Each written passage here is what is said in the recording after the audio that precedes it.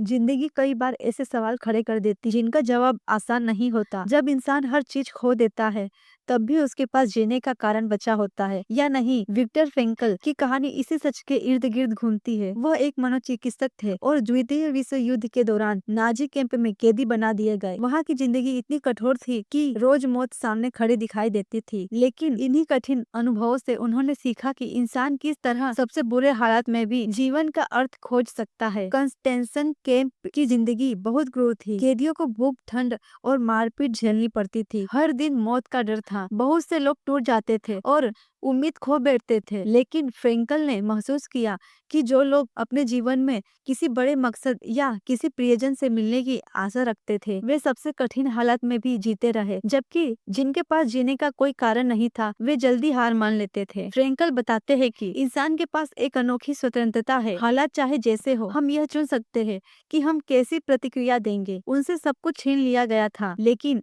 उनके विचार, उनका दृष्टिकोण, उनका नजरिया यह किसी से नहीं छीना जा सकता था। यही इंसान की असली ताकत है। उन्होंने देखा कि जब कोई कैदी अपने भीतर कहता था मुझे अपने बच्चों से मिलना है या मुझे यह किताब पूरी करनी है, तो वह इंसान तकलीफ सहते हुए भी उम्मीद से जीता रहा, जबकि जिनके पास जीने का कोई कारण नहीं था वे जल्दी टूट गए। यही से उनका मशहूर विचार आया, जिसके पास जीने का एक क्यों है वो लगभग हर कैसे को सह सकता है। फ्रेंकल की सोच केवल दर्शन नहीं थी, बल्कि यह उनके अपने अनुभव से निकली सच्चाई थी। उन्होंने समझाया कि जीवन का अर्थ हर इंसान को खुद खोजना पड़ता है। यह अर्थ 3 तरीकों से मिल सकता है। पहला, अपने काम और योगदान से। दूसरा, अपने रिश्तों और प्यार से। और तीसरा, अपने कष्टों को गरिमा के साथ सहने से। उन्होंने यह भी कहा कि दुख से भागना संभव नहीं, लेकिन उसमें अर्थ ढूंढना संभव है। अगर आप अपने दुख को यह मानकर सहते हैं कि इसका कोई गहरा उद्देश्य है, तो वही दुख आपके लिए ताकत बन सकता है। कैंप से बाहर आने के बाद फ्रेंकल ने अपनी इस समझ को